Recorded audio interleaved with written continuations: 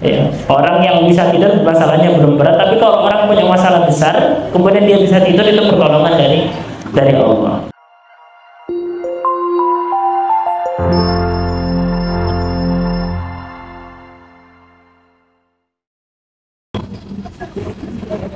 Assalamualaikum warahmatullahi wabarakatuh.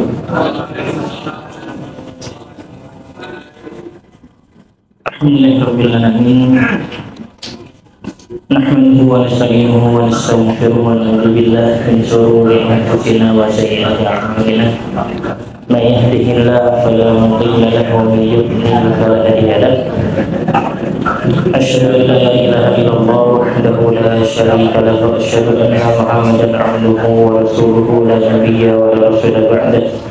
Allahumma salli wa sallim ala sayyidina wa nabiyyina wa rasulina Muhammadin wa ala alihi wa sahbihi wa man tabi'ahum bi ihsani ila yaumil qiyamah.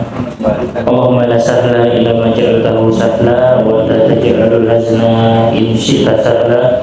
Rabbi shrah li sadri wa yassir li amri wa hlul 'uqdatam min lisani yafqahu qawli. Rabbi zidna ilma warzuqna fahma. Usikum wa nafsi bittaqwallah. Qala Allah ta'ala fi Qur'anil Karim, a'udzu billahi minasy syaithanir rajim. Bismillahirrahmanirrahim. Ya ayyuhalladzina amanu taqullaha haqqa tuqatih wa la tamutunna illa wa antum muslimun. Wa qala aidan ya ayyuhalladzina amanu taqullaha wa kunu ma'as shalihin. Amma ba'd.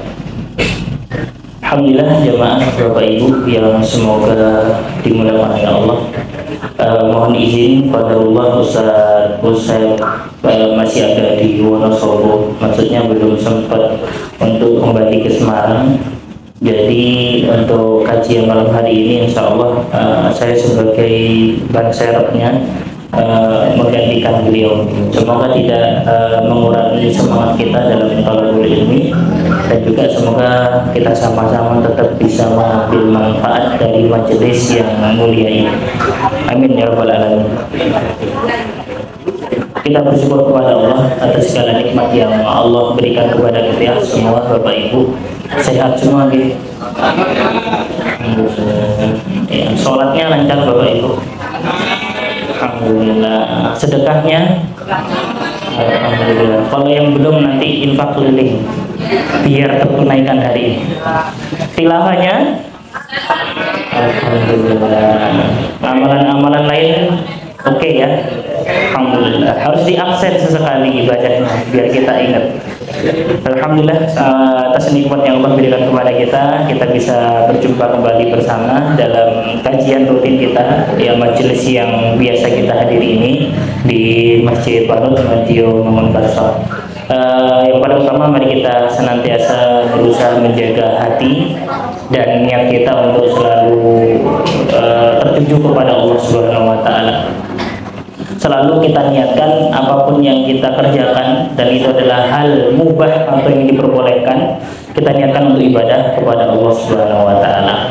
Dan salah satu ya cara yang diajarkan oleh Rasulullah untuk meniatkan sesuatu yang mubah itu biar berpahala ya, adalah dengan mengawali segala sesuatu dengan menyebut nama Allah. Mari kita awali terlebih dahulu dengan sama-sama membaca basmalah.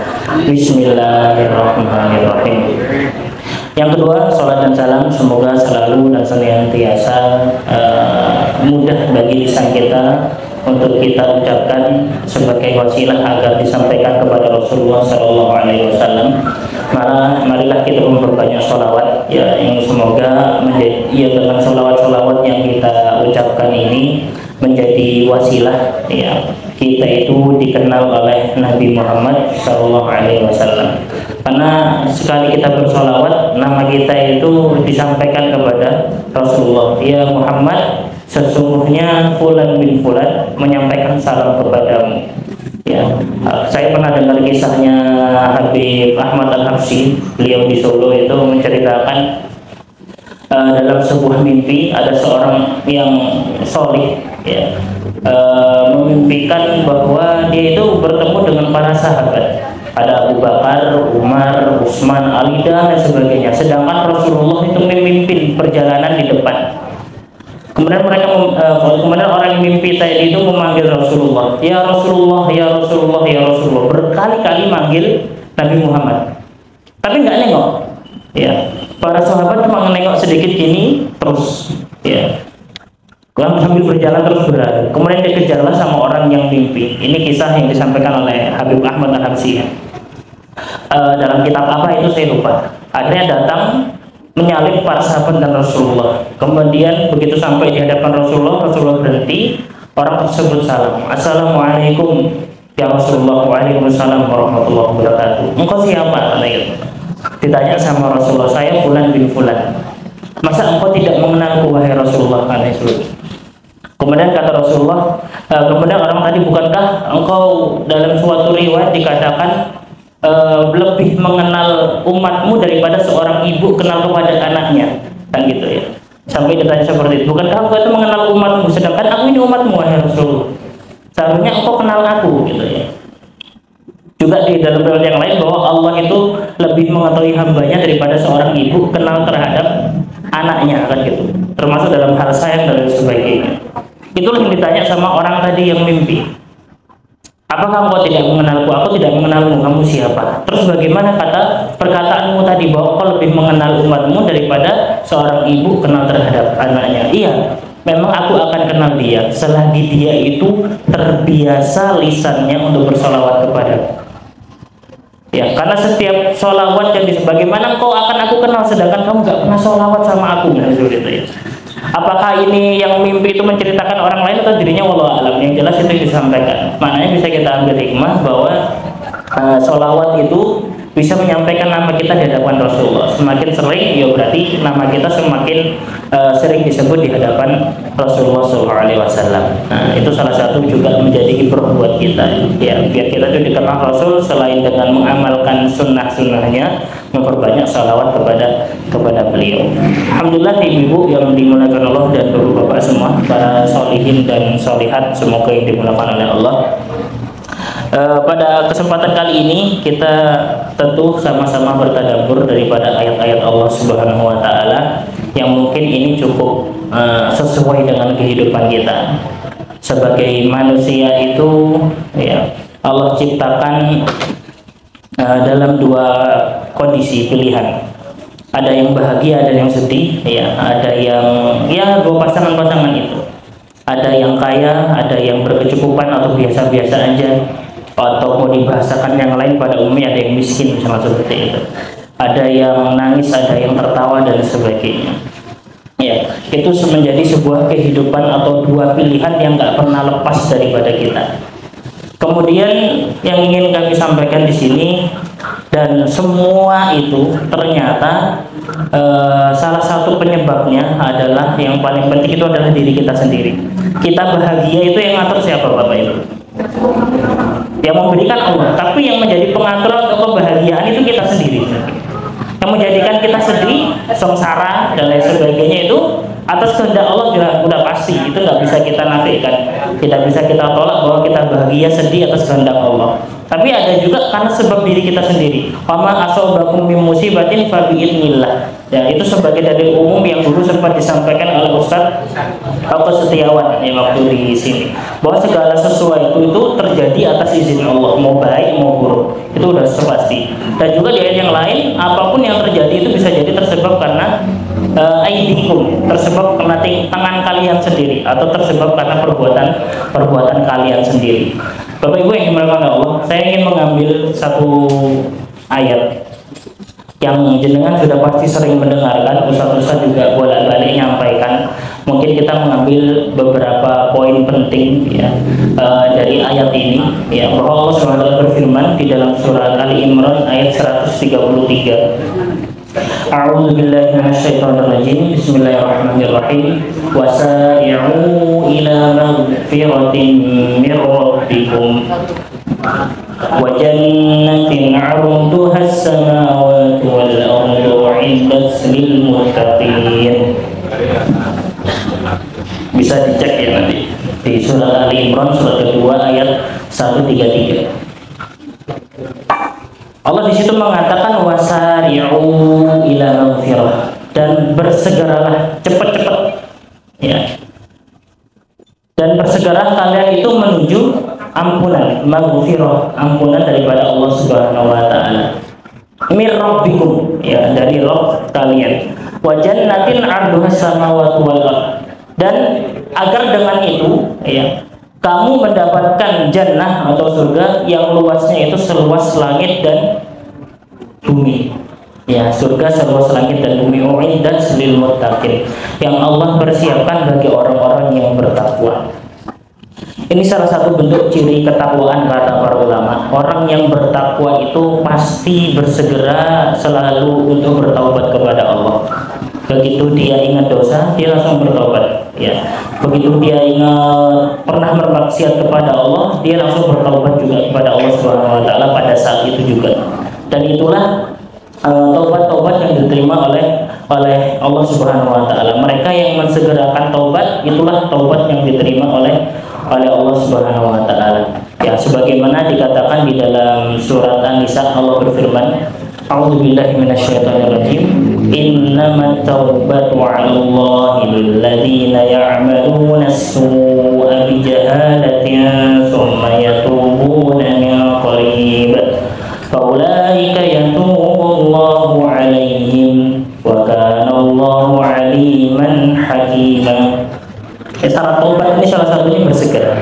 Ya, sesungguhnya taubat itu bagi Allah, ya, adalah untuk orang-orang yang ya'maluna su'. Mereka itu melakukan perbuatan buruk. Su' itu perbuatan jahat atau perbuatan yang jelek. Bijahalatin, karena dia bodoh. Bisa jadi karena nggak sadar, karena dia nggak ngerti, bisa jadi karena mungkin dia paham tapi memang ya sengaja lah. Terkadang seseorang itu melakukan kemaksiatan, tahu itu maksiat, tapi tetap dikerjakan. Iya, bisa jadi karena dia bodoh, karena dia nggak tahu, karena dia nggak sadar ataupun dia sadar. Tapi kata Allah, summa yatubuna min qarib, tetapi dia berusaha untuk bersegera bertaubat, meminta ampun kepada Allah. Faulaika yatubullahu alaihim, maka mereka itulah orang-orang yang Allah terima taubatnya. Wa kana Allahu aliman hakimah, dan Allah Maha mengetahui, Maha bijaksana. Ya, ini sebagai dalil bahwa orang yang diterima taubatnya itu yang segera. Begitu ingat dosa, murung. Kadang kan orang itu tatkala berbuat dosa, ya, baik pengalaman aja, ya, kita menceritakan pengalaman kita masing-masing. Mungkin tatkala dia pernah berbuat suatu kesalahan, kemaksiatan besar, dia akan langsung bersegera bertaubat kepada Allah, karena dia langsung sadar, aku ini salah, gitu ya. Ya, siapapun pasti akan merasakan seperti itu, karena pada intinya, ya, Allah berikan dalam setiap hati manusia itu basirah. Tahu basirah itu, ya? Basirah itu pengetahuan tentang mana yang baik, mana yang buruk. Ya, karena memang itu yang Allah ciptakan. Ya, Allah akhrajakum min butuni ummahatikum la ta'lamuna syai'a. Allah itu mengeluarkan dari perut ibu-ibu kita itu kan, kita bayi itu nggak ngerti apa-apa. Wa ja'ala lakum sam'a wal absar wal afidah. Ya, Allah menjadikan pendengaran, penglihatan dan hati nurani. Dalam beberapa riwayat basirah. Basirah itu untuk penglihatan mana yang baik, mana yang benar. Nggak hanya melihat sebagaimana pandangan mata saja. Tidak, betul-betul. Ya. Bapak Ibu yang dimuliakan Allah, kenapa kalau seandainya kita berpikir, kenapa Allah memerintahkan kita untuk bersegera taubat? Kenapa Bapak? Perintahnya tadi dalam surat Ali Imran 133 kan, wasari itu, bersegeralah, cepat-cepat. Ya, kita itu dimintai untuk cepat-cepat meminta ampun kepada Allah Subhanahu wa taala. Ya. Itu penting Bapak Ibu, karena saya mengambil 10 hikmah, ya, 10 hikmah atau 10 akibat buruk dari perbuatan dosa kalau dosa itu tidak segera dimintai ampun oleh Allah Subhanahu wa taala, kepada Allah Subhanahu wa taala. Dalam kitab Ad-Da'wah karyanya Imam Ibnu Qayyim rahimahullah taala, ada 10 akibat dosa. Ya mungkin waktunya nggak akan cukup, ya. Yang paling pertama beliau menulis adalah dosa itu menghalangi rezeki. Dosa itu menghalangi apa? Rezeki. Dosa itu menghambat rezeki atau menghalangi rezeki. Dalam riwayat hadis dari Ibnu Majah nomor 4022, ya, bahwa Rasulullah SAW mengatakan yang artinya, sesungguhnya ya, seorang hamba bisa terhalangi rezekinya tersebab karena dosa yang dia perbuat. Ya, bahwa seseorang itu terhalang daripada rezeki karena dosa yang dia perbuat. Ini relate ya, ini sesuai dengan apa yang dulu disampaikan oleh Imam Hasan Al-Basri juga.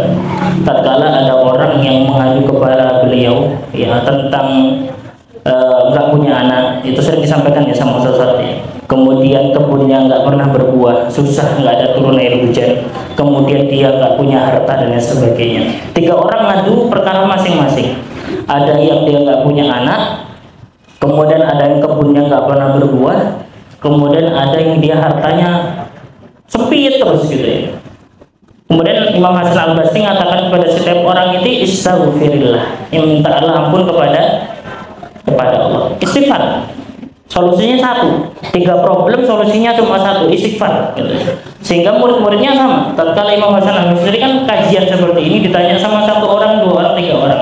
Sehingga murid-muridnya itu bingung, wahai Imam, ya, engkau ditanya dengan 3 perkara yang berbeda tapi jawaban engkau sama, cuma satu. Ya.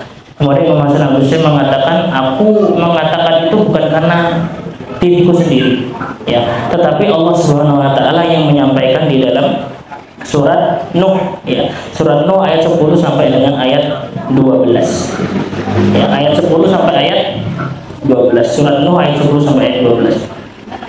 A'udzu billahi minasyaitonir rajim. Faqultu astaghfiru rabbakum innahu kana ghaffara.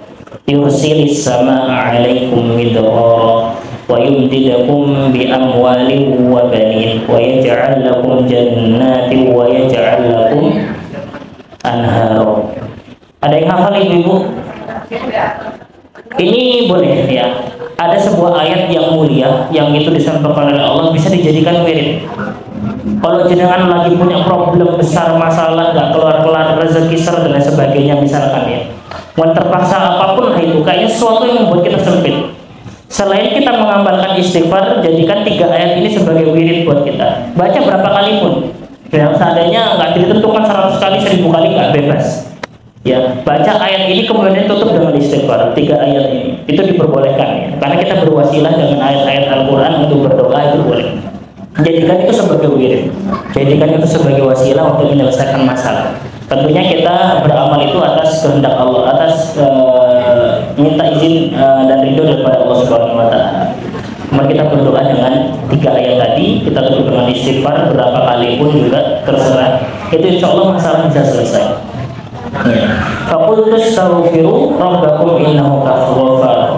Ya, maka aku katakan istaghfiru rabbakum, ya, mintalah ampun kalian itu kepada Allah. Innahu kana ghafar, karena sesungguhnya Allah itu maha pengampun, ya. Yursilis samaa 'alaikum midrara, maka Allah itu akan menurunkan kepada kalian dari langit itu midrara, sesuatu yang berlimpah, sesuatu yang banyak.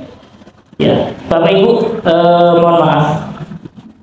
Kenapa tadi di awal saya tanya ya tentang ibadah, tentang sholat, tentang sedekah, tentang ayat Al-Quran tilawah, apakah sudah kita baca atau belum? Kalau belum, usahakanlah untuk dibaca. Usahakanlah amalan-amalan ini untuk kita penuhi berapapun jumlahnya. Tetapi yang paling penting adalah keistiqomahannya. Ya, selalu entah 1 ayat 2 ayat kita baca. Ya Allah, hari ini belum baca Al-Quran sama sekali, belum buka Al-Quran sama sekali, tak bacalah 1 ayat kemudian jangan tidur. Ya Allah, hari ini saya luput dari sedekah, ambil kenceleng yang ada di rumah masukkan, ya, dan lain sebagainya. Hal-hal yang sekiranya luput untuk kita kerjakan padahal kita mampu, diusahakan. Ya, ini untuk membantu kita Bapak Ibu yang melakukan Allah. Karena tadi saya membaca dari Instagram itu sesuatu yang memang itu cukup sesuai dengan kehidupan kita. Ya, betapa banyak kita itu terkadang mudah yang diuji sama Allah ya. Ini khususnya bagi orang-orang yang Allah uji, bingung ya dengan kesempitan rezekinya, dengan berbagai permasalahan entah di pekerjaannya, ya entah di keluarganya, dengan koleganya atau apapun ya. Dan pasti di antara kita itu punya problem-problem yang kadang aku harus gimana ya Allah, kan gitu ya. Aku dupi bahasanya gitu. Sampai dia udah nggak tahu antara pasrah sama putus asa. Ya udah, ya Allah terserah engkau. Aku udah banyak banget aku udah punya banyak banget masalah. Ini belum selesai datang lagi masalah, ini belum selesai datang lagi masalah. Bapak Ibu yang dimuliakan oleh Allah, kita diingatkan oleh Allah Subhanahu Wa Taala sebagaimana tatkala para sahabat itu berperang bersama Rasulullah Shallallahu Alaihi Wasallam dalam perang Badar kalau nggak salah. Di dalam surat Al-Anfal ayat 11, ya, para sahabat itu capeknya luar biasa. Kok nggak menang-menang? Kapan kita akan menang? Merasa nggak pernah menang-menang. Tapi pada akhirnya kan para sahabat menang. Itu udah capek banget. Ya Allah, aku kudu piye gitu. Sudah sampai nggak kuat. Ya. Bagaimana kondisi kaum muslimin? Ya. Sehingga Allah Subhanahu Wa Taala itu mengirim satu ketenangan buat para kaum mukminin, para sahabat dan Rasulullah. Itu cuma rasa ngantuk, Bapak Ibu. إذ يغشيكم النعاس أمنة منه وينزل عليكم من السماء ماء ليطهركم به ويذهب عنكم رجز الشيطان وليربط على قلوبكم ويثبت به الأقدام. Surat Al-Anfal ayat 11. Ayatnya nyambung ya, banyak kali ayat yang saya sampaikan karena memang itu relate ya. Karena kalau para sahabat juga nggak mampu ya, dan ingatlah ketika Allah membuat kalian mengantuk, ada Allah Subhanahu Wa Taala untuk memberi ketentraman darinya. Terkadang solusi dari setiap masalah itu apa, Bu? Tidur. Maka jangan bisa yang punya masalah bisa tidur bersyukur, karena banyak orang yang punya masalah stres nggak bisa tidur. Dengan pelampiasan yang lain, orang-orang yang mohon maaf mungkin dia tidak mengenal Allah atau tidak beriman kepada Allah, minuman keras, kemudian setelah itu ke diskotik lah apalah, kan itu ada sebagian orang yang menyelesaikan masalah dengan itu untuk sementara. Sedangkan Allah itu menyelesaikan masalah orang beriman salah satunya dengan tidur. Ya, ketentraman kalau Allah. Agar kita itu bisa tentrem, orang bisa tidur itu berarti masalahnya belum berat gitu ya. Tapi orang yang punya masalah berat bisa tidur itu pertolongan Allah gitu ya. Ya. Orang yang bisa tidur masalahnya belum berat, tapi kalau orang punya masalah besar kemudian dia bisa tidur itu pertolongan dari Allah. Ya, Allah katakan rasa tidur itu buat ketentraman, buat ketenangan gitu ya. Kemudian Allah juga mengatakan wa yunazzilu 'alaikum minas sama'i ma'an. Ya, ini sama konteksnya dengan nanti di surat tadi ya. Di surat Nuh tadi ayat ke-11 bahwa yursilis sama 'alaikum midrara. Ya, bahwa Allah itu akan menurunkan kepada kalian dari langit itu air, ya, air hujan ya. Tujuannya apa? Liyutahhirakum bihi wa yudhiba 'ankum rijzas syaitan. Agar dengan air tadi itu mampu untuk menyucikan kalian ya, dan juga menghilangkan gangguan-gangguan dari setan. Ya, kalau ini Ustaz Abu Iqbal sebenarnya temanya. Ibu-ibu yang mungkin takut gangguan setan, ya, gangguan dan sebagainya, itu bisa hujan-hujanan. Kalau kata Ustaz Salim Al-Fillah, salah satu obat dari kemandulan itu hujan. Main di hujan bareng-bareng sama pasangan. Ini saya sampaikan beberapa kajian bahwa salah satu kenapa Allah itu mengatakan yursilis sama 'alaikum midrara. Midrara itu artinya bukan air hujan, tetapi sesuatu yang berlimpah ruah. Ya. Dan itu konteksnya umum. Tapi kalau di sini minas sama iman, kalau dari langit itu air artinya hujan, kan gitu. Itu konteksnya sesuai. Ya, maksudnya maknanya bahwa itu jelas itu hujan karena yang turun dari langit itu ma'an. Berarti air hujan yang menumbuhkan tanaman, ya, yang tadinya pohon itu kering mungkin karena nggak turun air hujan datang turun, akhirnya dia tumbuh lagi. Yang akhirnya buah tadi itu nggak berbuah karena nggak pernah hujan, akhirnya berbuah. Ya, akhirnya yang punya tanaman-tanaman di sawah-sawah, padi-padinya karena kekeringan nggak hujan, turun hujan akhirnya tumbuh. Ya. Tetapi di dalam surat Nuh tadi Bapak Ibu, Allah mengatakan yursilis sama 'alaikum midrara. Dua ayat yang serupa tapi maknanya berbeda. Satu air hujan, yang satu itu midrara, sesuatu yang berlimpah. Dalam tafsirnya Lisanul Arab katanya kalian Ibnu Manzur, maknanya midrara itu berbeda dengan air hujan. Maknanya itu secara umum dalam bahasa Arab midrara itu susu unta. Atau yang paling spesifik artinya adalah sesuatu yang mengalir dengan deras. Ibu pernah melihat cara orang mau meras susu unta sama sapi, deresan mana? Unta.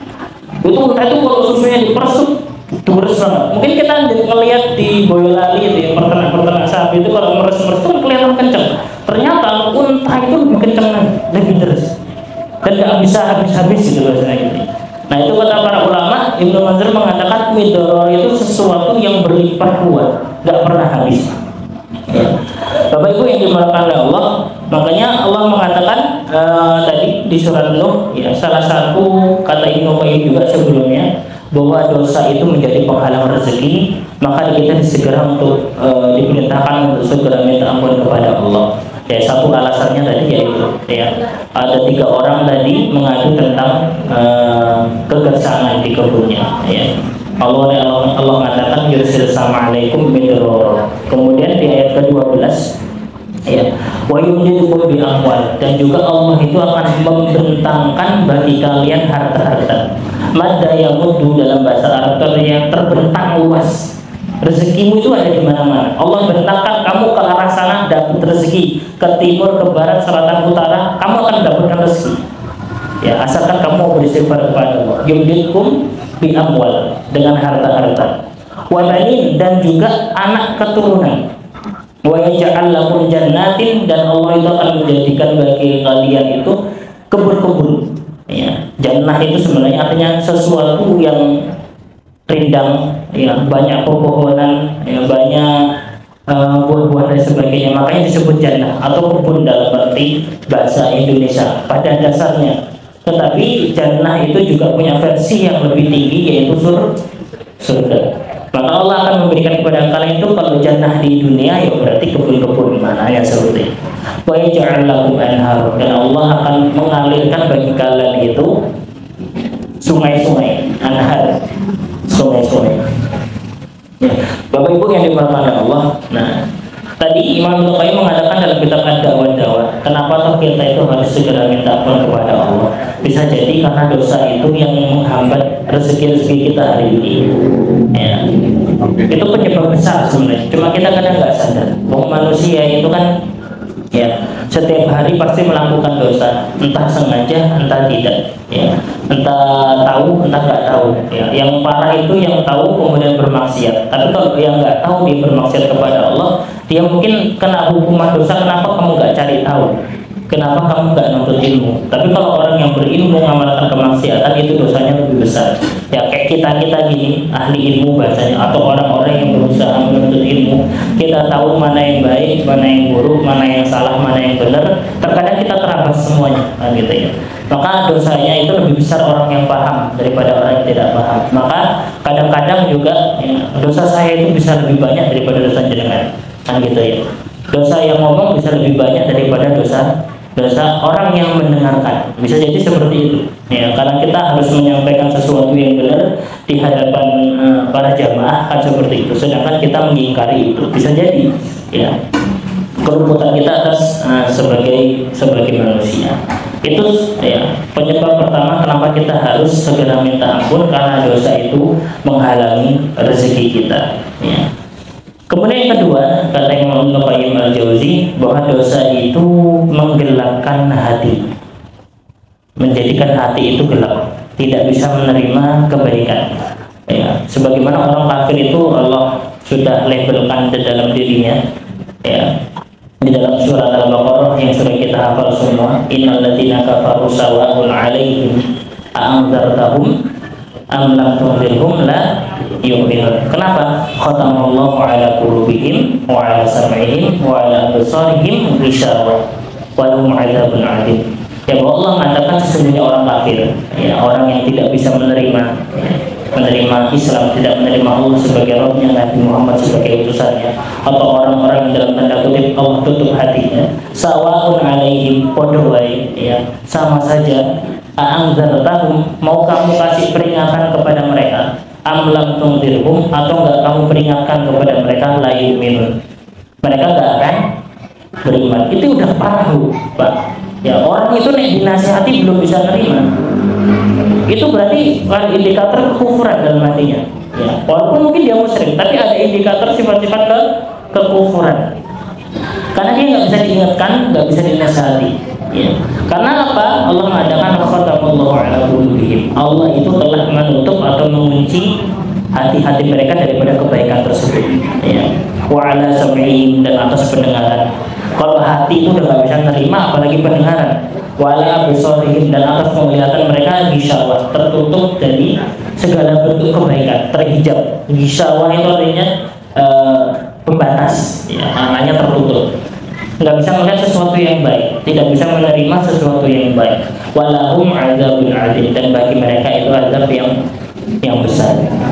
Ya, itu juga tersebab dosa. Ya, kebanyakan. Kalau dalam hadis itu ya, jika seseorang yang beriman kepada Allah, seorang mukmin melakukan dosa, maka kata Rasulullah akan dicap dalam hatinya dengan satu titik noktah hitam atau tinta hitam.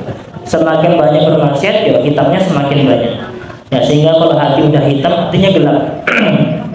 Tidak bisa menerima kebaikan, tidak bisa menerima nasihat. Ya, terkadang kita tuh harus benar-benar tulus meminta kepada Allah tatkala kita beristighfar. Kemudian kita minta berdoa kepada Allah, ya, dengan doa Nabi Muhammad SAW. Ya, doa yang sering kita minta. Selain yang muqallibal qulub tsabbit qalbi ala dinik, minta keteguhan, tapi kita juga minta ketakwaan dalam hati kita kepada Allah. Ya, Allahumma ati nafsi taqwaha wa zakkiha anta khairu man zakkaha anta waliyuha wa maulaha. Sudah hafal belum Bapak Ibu? Allahumma ati nafsi taqwaha wa zakkiha anta khairu man zakkaha anta waliyuha wa maulaha. Ini satu doa yang benar-benar gak ditinggal sama Nabi. Ya, selain Allahumma a'inni ala dzikrika wa syukrika wa husni ibadatik, satu doa ini juga Nabi gak pernah lupa berdoa kepada Allah dalam setiap apapun. Nah, itu yang penting. Allahumma ya Allah, ati berikanlah kepadaku nafsi. Nafsi itu adalah jiwaku, ya, atau hatiku, atau diriku. Secara umum adalah diri kita semua, dari ujung rambut sampai ujung kaki. Takwa, ketakwaannya. Makna takwa tahu ya? Kalau nggak tahu silahkan dibuka tafsir di ayat Al-Quran.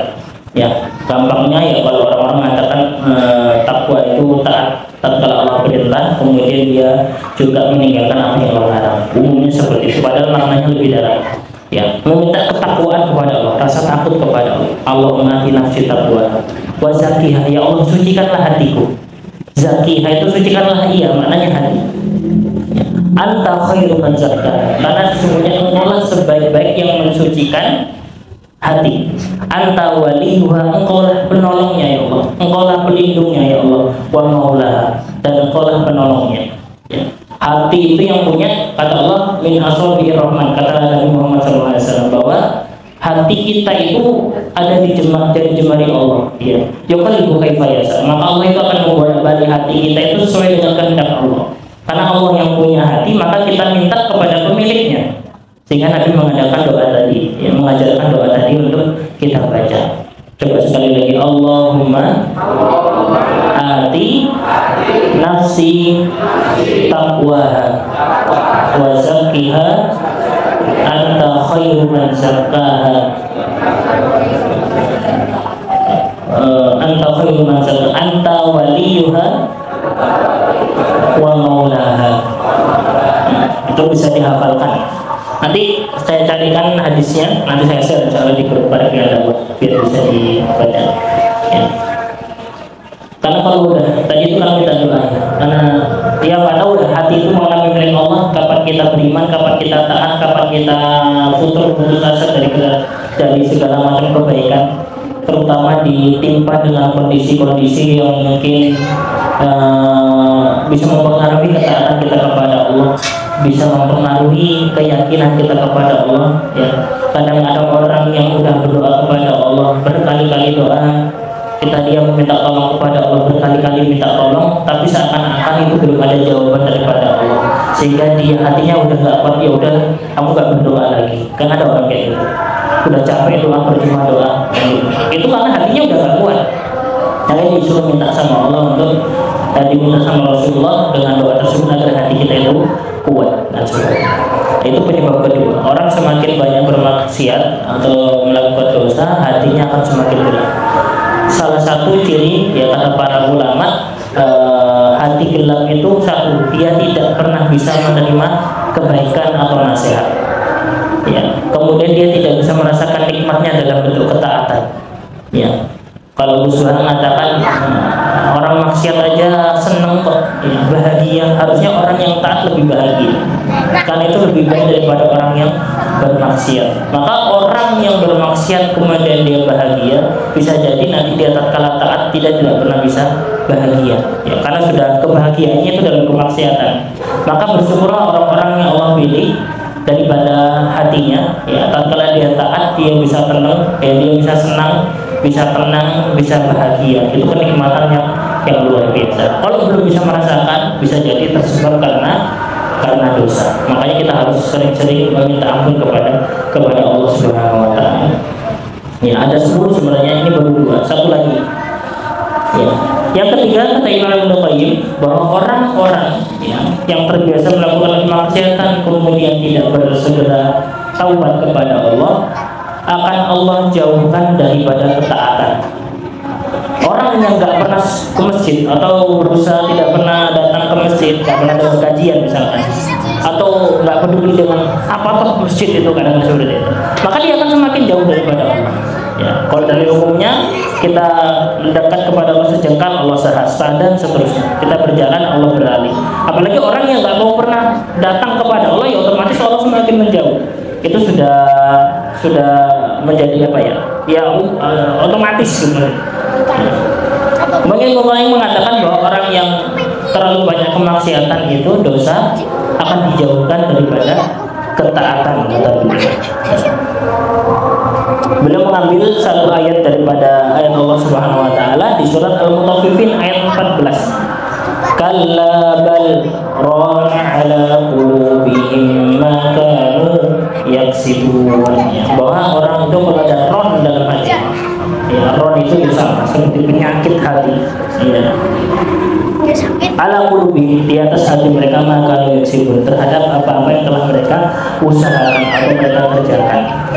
Sebenarnya orang-orang yang nggak taat kata para ulama itu penyebab terbesarnya karena kemaksiatan, karena ketidaktahuan dia kepada Allah Subhanahu wa taala. Jadi semakin maksiat ya semakin jauh.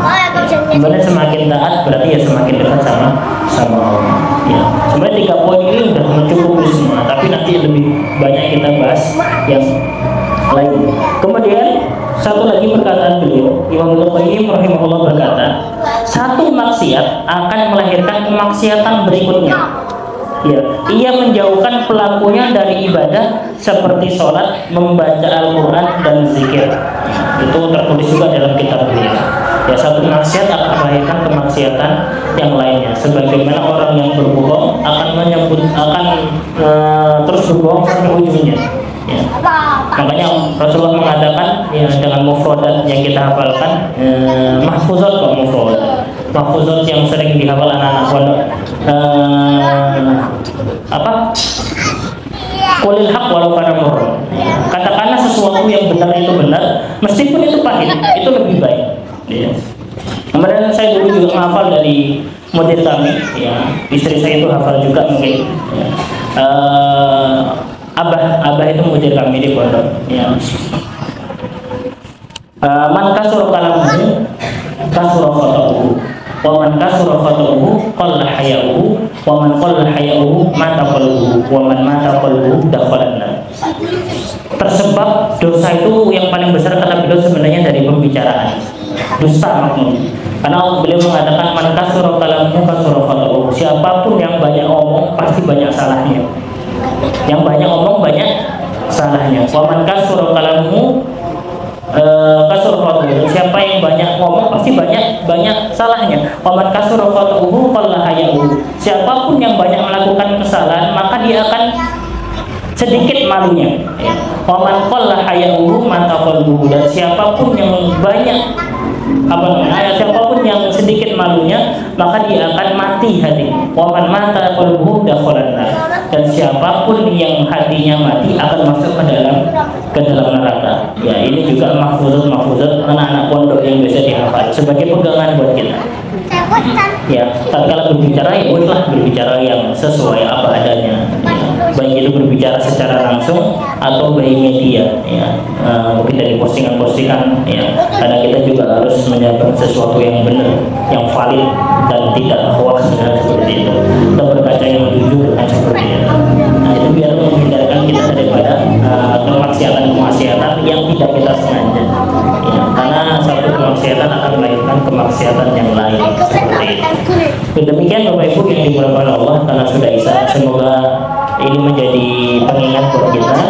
Ya, masih ada 7 ya, kapan-kapan kalau ada waktu kami lanjutkan. Jika tidak ada waktu ya nanti mungkin bisa saya di grup juga.